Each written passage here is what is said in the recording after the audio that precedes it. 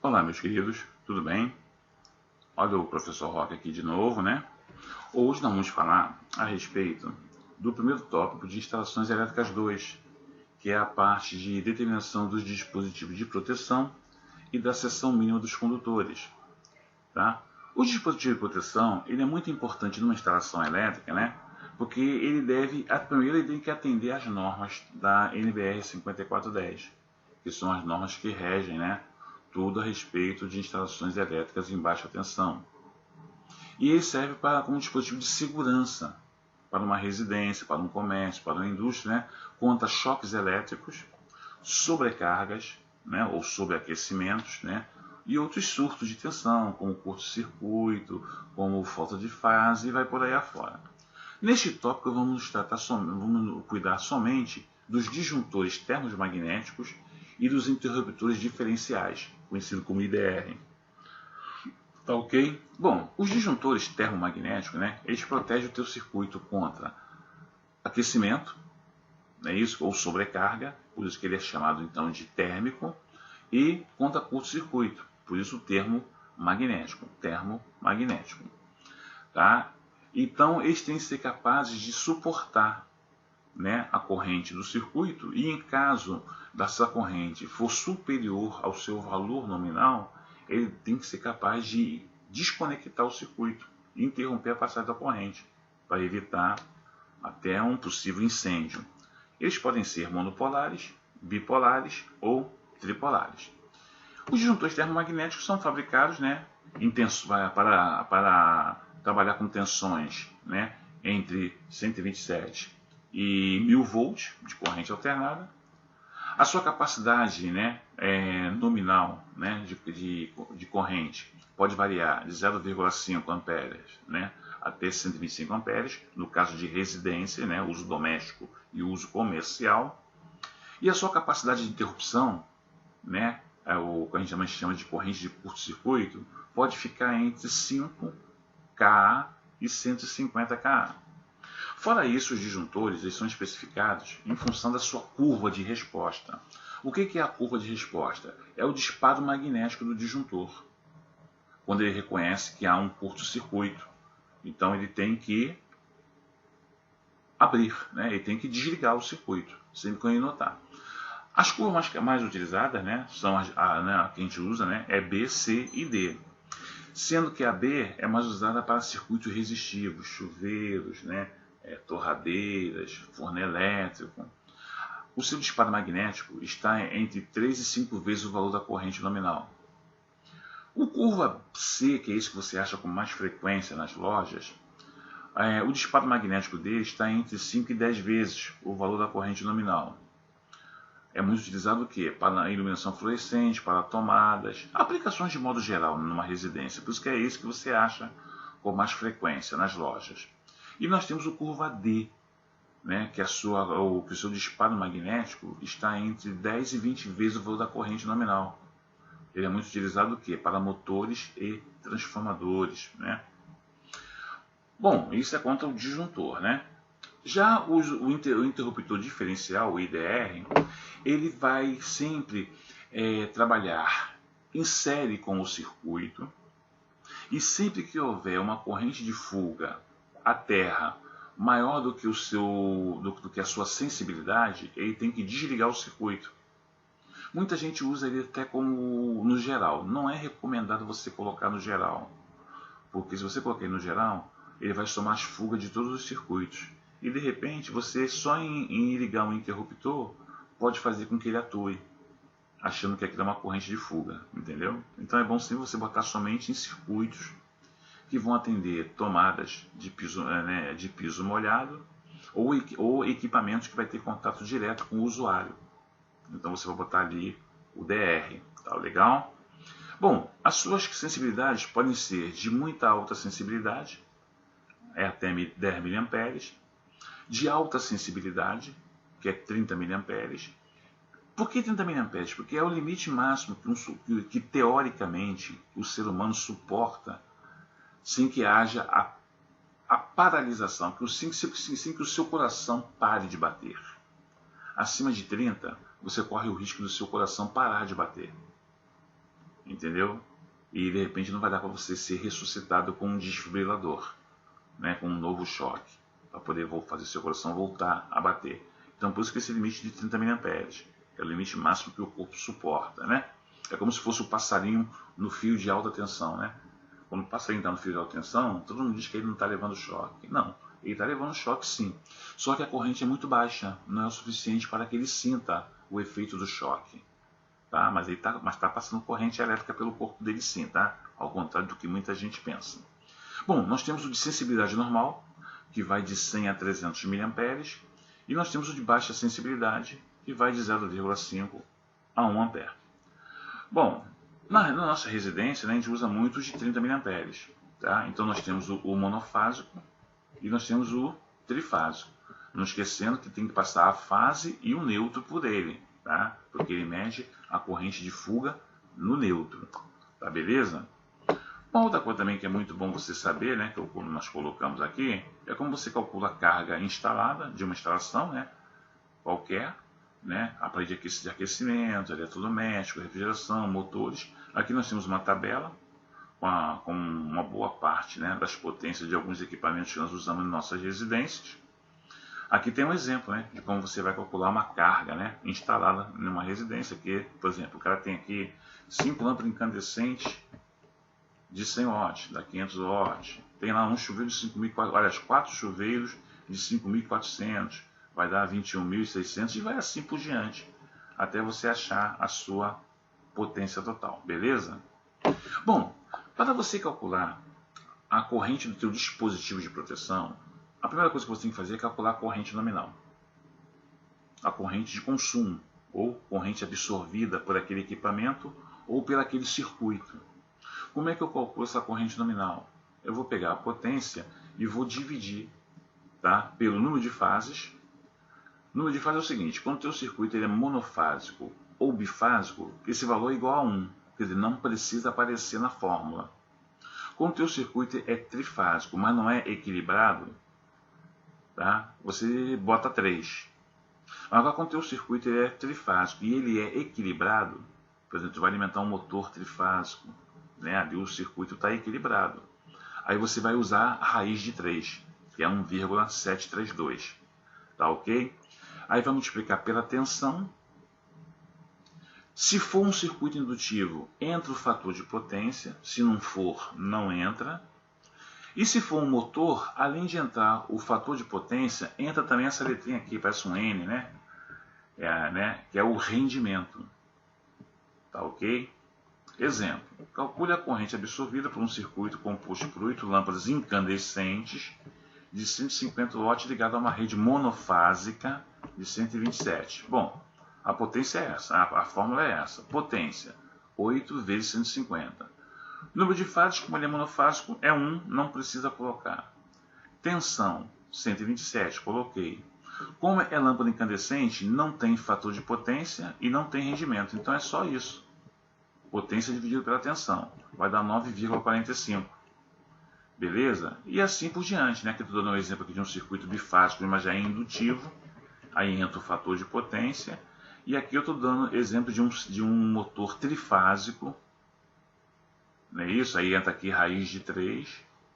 Tensão dele é 380. E entra fator de potência e entra o rendimento, né? Já que é um motor. Tá ok? Bom, para você agora, depois que você define o valor da corrente nominal, tu tem que calcular agora o quê? Qual vai ser a corrente do teu dispositivo de proteção. Como é que você faz isso? Você multiplica a corrente nominal pelo coeficiente de 1,25. Esse 1,25 é um coeficiente de segurança ou um coeficiente de tolerância. Por quê? Porque os disjuntores, para evitar que ele fique disparando a todo instante por sobreaquecimento, por superaquecimento, ele não pode trabalhar com mais do que 80% da sua capacidade nominal. Então, por exemplo, um disjuntor de 20, o ideal é trabalhar no máximo até 16, tá? Um de 30, trabalhar até 24, para evitar que haja um sobreaquecimento. Daí começa a desarmar toda hora, não porque houve uma sobrecarga ou um curto-circuito, mas sim porque ele está trabalhando muito quente. Tá ok? Exemplo aqui: peguei como exemplo aquele nosso, né, aquela nossa circuito que tem 8 lâmpadas de 150 ligado a uma rede de 127 volts, que deu 9,45. Vou multiplicar por 1,25, vou achar 11,81. Não posso usar o disjuntor de 10, porque o disjuntor de 10 só vai trabalhar até 8. Ele tem 9,45, o de 10 não pode. Então vou trabalhar com o de 15. O de 15 eu posso trabalhar com ele até 12 amperes. Como está dando 9,45, está ótimo, beleza. Tá ok? Bom, agora nós vamos tratar de como você determina a seção mínima dos condutores, dos cabos que vão alimentar os seus circuitos, né, ou o seu equipamento. Nós temos que levar em consideração 5 critérios para escolher o diâmetro, né, ou a seção ideal do meu condutor elétrico. Eu tenho uma tabela dizendo qual é a seção mínima. Não pode ser menor do que isso, dependendo da utilização. Então eu tenho a seção mínima. Eu tenho que me preocupar com a capacidade de condução de corrente. Né? O cabo de tantos milímetros, qual a capacidade máxima que ele consegue conduzir de corrente? Então eu tenho que me preocupar com isso. Outra coisa que eu tenho que me considerar também é a queda de tensão. Para quantos por cento você quer a sua queda de tensão? 2%, 4%, 5%? Tá ok? Eu tenho que também me preocupar com a proteção contra sobrecargas. E eu tenho que também me preocupar com a proteção contra curtos-circuitos. Bom, para escolher o condutor, né, nós temos uma tabela, que é a tabela 47 que está lá na NBR 5410, que diz qual a seção mínima. Em qualquer situação, nunca você vai usar para circuitos exclusivos de iluminação fio com seção menor do que 1,5 milímetros quadrados. Fio de cobre não pode ser menor. Para circuitos de força, né, que praticamente são as tomadas, né, qualquer coisa, né, ar-condicionado, chuveiro, tudo que tiver, o fio não pode ser menor do que 2,5. Nunca, de forma alguma. Para circuitos de controle e sinalização, que é a parte de comandos elétricos, né, para você fazer aquela parte de fazer sinalização, contato de selo, aquele negócio todo, ali você pode usar o 0,5 milímetros, sem problema. E vai por aí afora, né? Minha tabela tem aqui outras situações. Eu tenho que levar em consideração a maneira que os condutores estão instalados, né? Porque os condutores, eles trocam calor com o ambiente, há uma troca térmica entre eles e o ambiente. Então, se eles estão dentro de um eletroduto ou aparente, né, há uma diferença. Se eles estão em canaletas ou bandejas, também são diferentes, né? A capacidade de condução de corrente é diferente. Se estão subterrâneos, né? Está dentro de um eletroduto, né? Ou subterrâneo, né? Cabo subterrâneo. Se estão enterrados, né? Ou se estão ao ar livres. É isso. Se eles são cabos unipolares ou se eles são multipolares, tipo cabo PP. Tudo isso eu tenho que levar em consideração também em função da troca térmica que há entre eles. Eu tenho também que considerar o método de agrupamento. Como é que os meus condutores estão agrupados? Então aqui nós colocamos só alguns, tá? Lá na NBR 5410 tem lá várias situações. Aqui nós colocamos as mais utilizadas em residências, né? A1 seria os condutores isolados em eletroduto de seção circular embutido em parede termicamente isolada, né? Se a parede for de alvenaria, né? Aí já passa a ser o que? B1. Na nossa residência, normalmente tu usa mais o B1. Né? Aqui no nosso caso, eu vou considerar esse tipo de agrupamento aqui, ó, o B1. Se fosse ao ar livre, o cabo multipolar seria tipo E.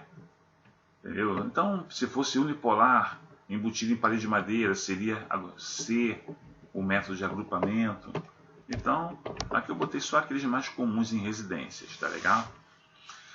Bom, outra coisa também que tem que levar em consideração é o número de condutores carregados em cada circuito. Eu posso ter 2 condutores carregados, basicamente 2 ou 3. Né? 4 a gente nem considera não, a gente considera só 2 ou 3 condutores carregados.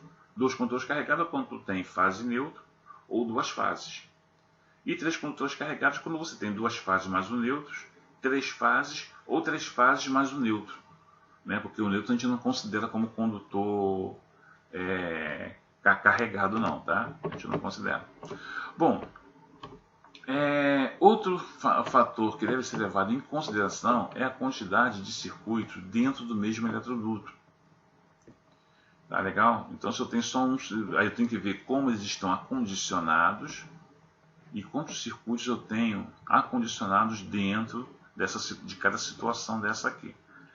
Explicando assim, né? Bom, desculpa, eu tenho aqui essa tabelinha que eu vou pegar todos esses parâmetros que eu estou usando aqui em cima e vou utilizar essa tabela aqui, tá? Que é para a capacidade de condução de cada condutor. O que cada condutor é capaz de conduzir de corrente elétrica, tanto os condutores de cobre quanto os de alumínio. Vocês podem ver que o alumínio ele começa em 16 milímetros, né? Eu não tenho condutor de alumínio de 1,5, de 2,5, ele sempre começa no mínimo em 16 milímetros. Por isso que nessa tabela aqui, ó, aparece aqui, ó, 16 milímetros. Se fosse alumínio, ó, cabo de iluminação, 16 milímetros, porque não tem alumínio menor do que 16 milímetros. Tá ok? Bom, mas falando assim, fica um pouquinho complicado. Vamos pegar um exemplo prático disso daí. Vamos supor que eu tenho um circuito monofásico dentro de um único eletroduto, só tem um circuito, tá? Ele tem 4.500 watts, tá legal? O eletroduto está dentro de uma parede de alvenaria e a tensão de alimentação é 127 volts. O primeiro passo é calcular a corrente nominal, 4.500 dividido por 127, 35,43. O método de agrupamento é o B1, né? Porque é o que? Parede de alvenaria, eletroduto embutido em parede de alvenaria, é o B1. Aí eu venho aqui nessa tabela e venho aqui, ó, B1, dois condutores carregados. Tá legal? Eu tenho ali fase e nêutron. Então eu tenho aqui dois condutores carregados. Aí eu venho aqui, qual é o mais próximo, né, no meu caso aqui eu achei 35,43. O mais próximo de 35,43 é o 41. Aí eu vim aqui para a direita, 41 dá o quê? 6 milímetros quadrados. Então o condutor que eu vou usar aqui é 6 milímetros quadrados, porque o 6 milímetros quadrados suporta até 41. Como eu tenho 35, tranquilamente. Agora vamos ao exemplo 2, que agora eu tenho o seguinte, eu tenho 3 circuitos dentro do mesmo eletroduto. Como é que eu vou calcular isso? Bom, vamos pegar primeiro o circuito 1. Eu estou dizendo que todos eles são monofásicos, com cabos isolados. Tá? O tipo de instalação, né, de agrupamento vai ser B1 também. Só que é o seguinte, quando eu tenho 3 circuitos, eu venho aqui nessa tabela e vou ver que para 3 circuitos, utilizando camada única no teto, né, que seria aqui o meu caso, né, que vai estar embutido, né, no teto, é isso, da residência, tá? Eu vou usar um fator de correção de quanto? De 0,72. Camada única no teto. Eu venho aqui, ó, 0,72. Ou então poderia também usar aqui, ó, em feixe ao ar livre, não, ou em superfície embutida em conduto fechado. Também poderia utilizar aqui, aí já seria 0,70. Né? Se eu for usar aqui camada única no teto, seria 0,73. Se eu for botar dizendo que está dentro de um conduto fechado, seria 0,70. Tá legal? Então o que eu tenho que fazer aqui? Você vai pegar aqui, então vou usar na realidade 0,70 que tá mais condizente com a minha situação. Tá? O 0,70 aqui está mais dentro da minha real situação. Né? Seria embutidos em condutos fechados. 3 circuitos, 0,70. Ótimo. Eu venho aqui. Bom, meu circuito 1 tem 27 amperes. Aí eu vou lá em cima, 27 amperes de B1. Eu vou usar quem? O 4 milímetros, porque o 4 milímetros suporta até 32. Teoricamente, eu vou usar o 4 milímetros. Só que o 4 milímetros que aguenta ele aguenta até 32, eu vou ter que multiplicar pelo fator de correção, que é 0,70. Então 32 vezes 0,70 dá 22,4. Como o meu circuito tem 27, não vou poder mais usar o de 4 milímetros. Aí eu vou tentar ver se o de 6 vai me atender. Aí eu vou lá na minha tabela e vejo, ó, 6B1, 2 condutores carregados. Ele suporta até 41 amperes.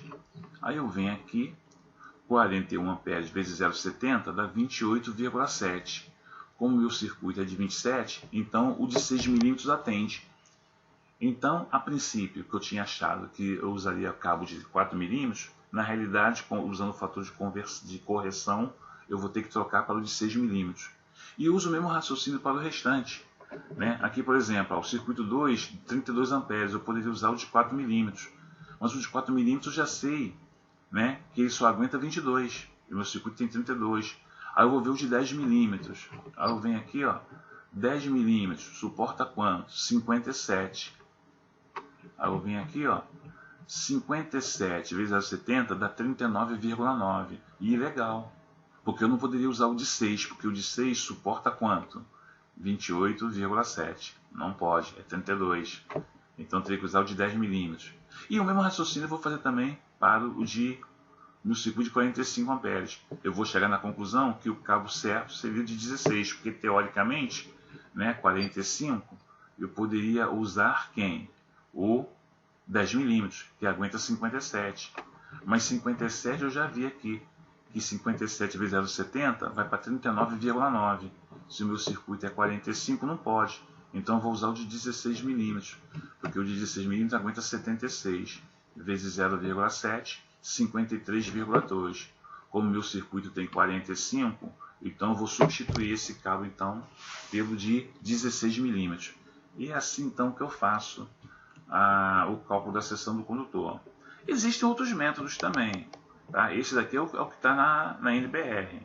Agora, outros autores criaram também outros métodos. Né? Por exemplo, tem um método aí que ele utiliza, ele pega a potência e multiplica pela seção, ou pela distância do circuito.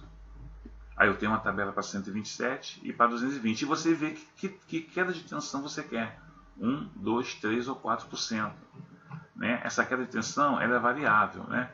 Por exemplo, eu posso utilizar para tomadas de iluminação, o ideal é trabalhar com até 3%. Para motores, fornos e circuitos indutivos, 5%. O pessoal costuma adotar 2% para qualquer situação, mas você pode trabalhar até 3% para tomadas de iluminação ou até 5% para motores, fornos, né, e circuitos indutivos, tá legal? Então, vou dar um exemplo aqui. Né? Eu tenho aqui um circuito aqui, esse circuito 1 aqui, ele tem 1.200 watts e 10 metros de comprimento. Aí eu venho aqui, ó, 200 vezes 10, 2.000 watt-metro. Aí eu venho aqui na tabela, considerando 2% de queda de tensão, aí eu venho aqui, o 1,5 eu posso usar até 42. Entendeu? Olha lá, eu posso usar até 42. Aqui, eu poderia usar. Mas se isso aqui fosse um circuito de força, tá? Eu poderia usar, ou se fosse de iluminação, eu até poderia usar 1,5. Mas se fosse um circuito de força, eu teria que usar o de 2,5. Isso eu vou fazer para todos os circuitos. Tá legal? Qual seria a seção? Você vai multiplicar a potência vezes a distância. Outro método também é esse aqui, né, que você vê pela queda de tensão unitária. ΔV dividido por ampere vezes quilômetro. Que é o seguinte. Essa fórmula aqui, ó, ΔU dividido por IP vezes L. Onde ΔU é aquela tensão que você deseja. O IP é a corrente do circuito e o L é o comprimento do circuito em quilômetros. E você usa então essa tabela aqui. Ó. Aí nessa tabela. Agora tem que tomar cuidado que essa tabela é meio chatinha de usar. Eu vou explicar a você aqui com um exemplo prático. Um circuito trifásico em 220, com 50 metros de comprimento, alimenta um QDF, né, que serve para diversos motores. A corrente nominal total, né, a corrente nominal é de 130 amperes. Pretende-se utilizar um eletroduto de aço, considerando uma queda de tensão de 2%. Qual seria a seção mínima desses condutores? Bom, o meu ΔU, tá, é 2% de 220 volts, 4,4. Eu vou transformar os 50 metros em quilômetros, 0,05. Então eu vou dividir 4,4 por 130, que é a corrente, e vezes 0,05. Com isso eu vou achar esse valor aqui, ó, 0,67 volt por ampere quilômetro. Aí eu vim aqui nessa tabela, bom, o eletroduto ele é de material magnético. Aqui é eletroduto não magnético, né, essas 4 colunas e essas 2 colunas para calha ou de material ou eletroduto de material magnético, é o meu caso. Quando é motor, eu vou usar 0,8 o fator de potência. Se fosse circuitos de iluminação ou resistivos, eu usaria 1. Esses dois lados aqui servem tanto para circuito mono ou tri. Aí eu venho aqui no 0,8 e vejo o número mais próximo de 0,67. O número mais perto de 0,67 é o 0,61. É isso aqui, ó, 0,61. Tá? Aí eu vou usar ali 0,61. Tá? Aí eu venho aqui, ó, 0,61 e vou andando para a direita, né? Desculpa, para a esquerda, ó, 0,61. Andando para a esquerda, tá dando quanto? 70 milímetros quadrados. Então o meu cabo vai ser de 70 milímetros quadrados. Então esse é um outro método também, né, que não está na NBR, mas é um método também muito utilizado, né, por alguns instaladores, por alguns projetistas. Tá ok? Bom, se vocês tiverem alguma dúvida a mais, é só vocês darem uma olhadinha aí na descrição do vídeo aí embaixo, né? Sempre tem aquela informação importante aí para vocês. Tá ok, gente? Aguardo vocês no próximo tópico. Um abraço.